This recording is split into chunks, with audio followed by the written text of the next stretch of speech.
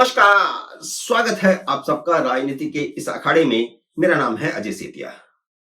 मित्रों, एक तो केजरीवाल को महाराष्ट्र और झारखंड के एग्जिट पोल से धक्का लगा है और उससे बड़ा धक्का 23 नवंबर को लग सकता है जब चुनाव नतीजे आएंगे।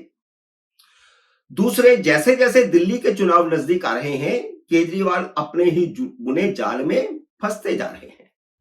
वे कोशिश कर रहे हैं कि चुनावों तक उनका ट्रायल शुरू ना हो, क्योंकि ट्रायल शुरू होगा तो सुनवाई में गवाह पेश होंगे, दलीलें पेश होंगी, अखबारों टीवी चैनलों में उसकी रोज खबरें छपेंगी और सुनवाई महीना भर जारी रह सकती है, जिससे उनकी ज्यादा फजीयत होगी।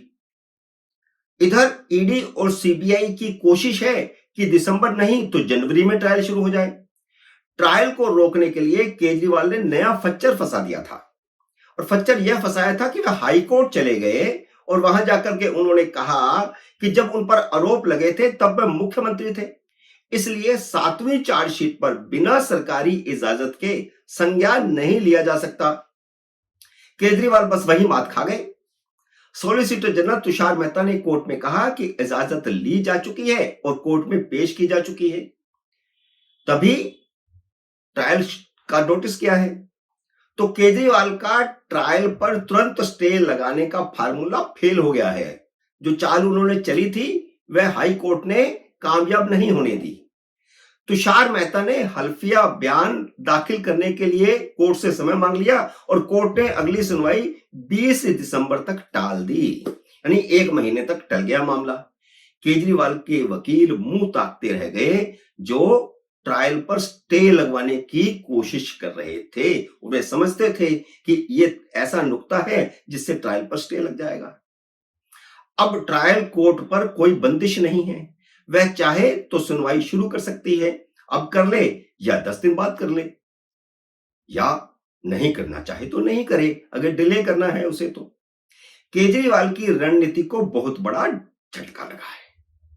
उन्हें पता ही नहीं था कि ईडी ने उपराज्यपाल से इजाजत लेकर अदालत में दाखिल कर दी थी, वरना अदालत कभी इस तरह की गलती नहीं करती है। वह पहले ईडी से पूछेगी कि क्या इजाजत है आपके पास। अगर कागज नहीं हो तो अदालत मांगती है कागज, और अब तो सॉलिसिटर जनरल ने कह दिया कि हम इजाजत पहले ही जमा करवा चुके हैं। उधर केजरीवाल के शीश महल से रिश्वत का बड़ा खजाना मिल गया है।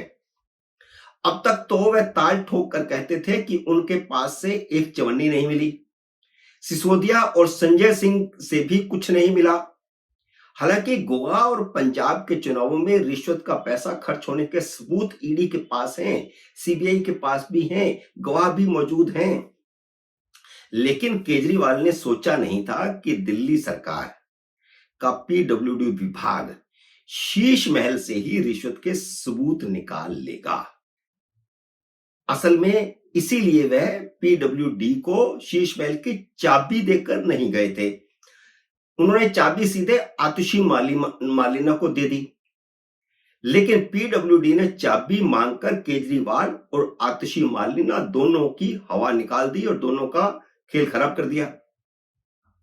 आपको याद होगा कि संजय सिंह, सौरभ भारद्वाज और आम आदमी पार्टी के प्रवक्ता न्यूज चैनलों पर और प्रेस कॉन्फ्रेंसों में बार बार चिल्ला रहे थे और कह रहे थे कि एलजी ने आतिशी मालिना को मुख्यमंत्री आवास देने में अड़चन डाल दी है, वह अलॉट नहीं कर रहे हैं, जबकि मुख्यमंत्री तो मुख्यमंत्री आवास में ही रहेगा। हालांकि पीडब्ल्यूडी बार बार सफाई दे रही थी कि वह मुख्यमंत्री आवास नहीं है, वह दिल्ली सरकार को अलॉट किए गए बाकी आवासों की तरह आवास है, बाकी कोठियों की तरह कोठी है। सेंट्रल गवर्नमेंट ने दिल्ली सरकार को ये कोठी अलॉट की है, उन्हीं में से एक कोठी वो है। मुख्यमंत्री के लिए स्पेसिफिक कोठी कोई है ही नहीं रिकॉर्ड में। केजरीवाल बेफिक्र थे कि कुछ होगा ही नहीं, चाबी मैंने उनको दे दी, मुख्यमंत्री वो बन चुकी, वह उसमें जाकर के रहेगी और बस हो जाएगा काम। लेकिन आखिर आतिशी मालिना को वह चाबी पीडब्ल्यूडी को देनी पड़ी।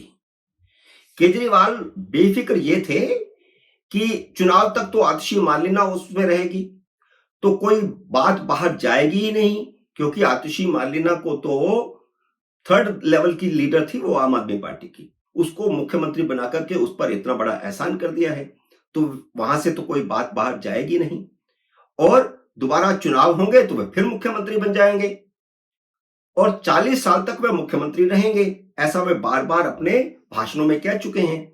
तो वो पूरी तरह बेफिक्र थे कि जो सामान उन्होंने इधर उधर से जो भी लगाया है वह वैसे का वैसा ही रहेगा। लेकिन केजरीवाल पीडब्ल्यूडी के नियम भूल गए।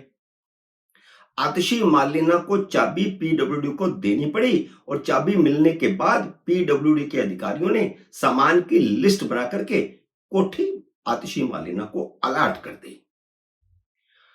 कुछ कुछ खबरें आई थी कि क्या क्या सामान उसमें लगा हुआ है, कितना महंगा है, क्या क्या है, कितनी क्वांटिटी है, कितने पर्दे हैं, कितने एसी हैं, वो सब खबरें आ रही थी। और जो खबरें छप रही थी सामान की लिस्ट से उनकी पुष्टि भी हो रही थी। जैसे 5.5 करोड़ रुपए के 80 पर्दे लगे हैं, 15 करोड़ की सैनिटरी फिटिंग हुई है, इसके अलावा किचन और बाथरूम में करोड़ों रुपए का सामान था और 12 बहुत महंगे कमोड लगे थे। वह सारी लिस्ट तब छपी थी करीब 1 महीना पहले, लेकिन अब जो खुलासा हुआ है वह चौंका देने वाला है। पीडब्ल्यूडी ने 14 नवंबर को एक चिट्ठी लिखी है कि शीश महल में ऐसा ऐसा करोड़ों रुपए की कीमत का सामान मिला है जो पीडब्ल्यूडी ने प्रोवाइड नहीं किया था, पीडब्ल्यूडी की सूची में नहीं है, पीडब्ल्यूडी के बिलों से मेल नहीं खाता है। और यह भी एक लंबी लिस्ट है।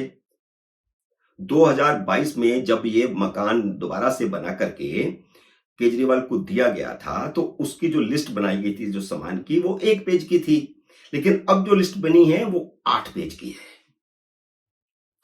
अब प्रदेश भाजपा के अध्यक्ष वीरेंद्र सचदेवा ने आरोप लगाया है कि शीश महल में आया यह करोड़ों का सामान रिश्वत का सबूत है, क्योंकि पीडब्ल्यूडी कह रही है कि हमने तो यह सामान लगवाया नहीं, फिर यह आया कहां से। केजरीवाल और आम आदमी पार्टी को बताना पड़ेगा कि यह पैसा किसकी जेब से लगा है, जो थोड़ा बहुत नहीं है, करोड़ों रुपए का है। क्या यह शराब घोटाले की रिश्वत से खरीदा गया, या अस्पतालों की दवाइयों की खरीद का घोटाला है उसका पैसा है, या स्कूलों में जो कमरे बनाए गए, जो 5 लाख का कमरा 25 लाख रुपए में बना है, क्या यह उसकी रिश्वत का पैसा है। दिल्ली से हुई काली कमाई है या पंजाब से हुई काली कमाई का पैसा है। लेकिन आम आदमी पार्टी इन आरोपों से तिलमिला गई है। पार्टी के नेता आरोपों को झूठा बता रहे हैं, लेकिन आरोपों को झूठा बताकर बात नहीं बनेगी, बच नहीं सकते। जब पीडब्ल्यूडी ने बिलों के समान मैच नहीं कर रहे ये कह दिया है, तो बताना पड़ेगा कि किसने गिफ्ट किया या केजरीवाल ने खुद अपनी जेब से खर्च किया। क्या करोड़ों रुपया उनके पास था जो उन्होंने अपनी जेब से खर्च किया। भाजपा ने मोर्चा खोल दिया है। गुरुवार को भाजपा ने उस सांसद के घर पर बहुत बड़ा प्रदर्शन किया जिसमें अब केजरीवाल अवैध रूप से रहते हैं। वह अवैध रूप से वहां रह रहे हैं। किसी सांसद के घर पर दूसरा कोई व्यक्ति नहीं रह सकता है। घर सांसद को अलॉट किया गया है, तो इसलिए वह अवैध रूप से वहां पर रहते हैं। और जो प्रदर्शन हुआ उस प्रदर्शन में कैलाश गहलोत भी शामिल थे, जो 4 दिन पहले तक आतिशी सरकार में मंत्री थे और उससे पहले केजरीवाल की सरकार में भी मंत्री थे। और उन्होंने खुलासा किया है कि उनके इस्तीफा देने की एक बड़ी वजह शीश महल है। वह खुद को कट्टर ईमानदार बताते हैं, लेकिन उनके इस घोटाले से जनता सब समझ रही है। और उन्होंने एक बड़ी बात और कही कि बिना नक्शा पास किए ये बिल्डिंग बनी कैसे, ये बन ही नहीं सकती थी। पहले मकान पर बुलडोजर चलाया कैसे, वह चल ही नहीं सकता था बिना केंद्र सरकार की इजाजत के। मित्रों, उम्मीद है मेरा ये वीडियो आपको पसंद आया होगा। इसे लाइक और शेयर कीजिए। अगर आपने मेरे YouTube चैनल को अब तक सब्सक्राइब नहीं किया तो कृपया सब्सक्राइब करके अपना आशीर्वाद दीजिए। जल्दी मिलते हैं अगले वीडियो में किसी अन्य विषय के साथ। तब तक नमस्कार।